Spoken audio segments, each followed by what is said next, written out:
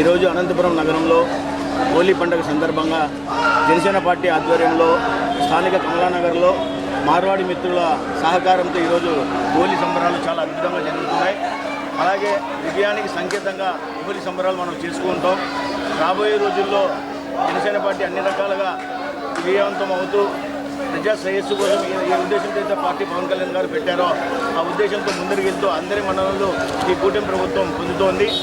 అలాగే స్థానికుల సహకారంతో, అలాగే తేజ గారి నాయకత్వంలో, అలాగే మన జయకృష్ణ గారి ఆధ్వర్యంలో ఈ కార్యక్రమం చాలా అద్భుతంగా జరుగుతుంది.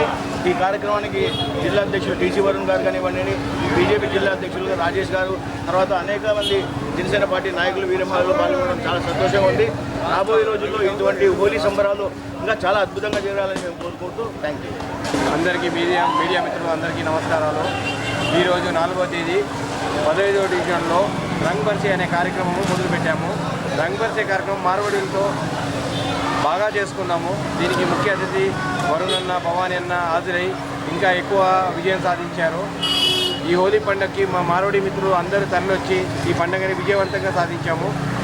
భీమ్ సింగ్ అనేట ఆయన మాకు బాగా సహకారం ఇచ్చారు. అందరు మార్వడి మిత్రులకు నమస్కారం. నాకు సహకరించాలి. జనసేన పార్టీ తరఫున మళ్ళా ఇంకో కార్యక్రమం చేయాలని కోరుకుంటున్నాను.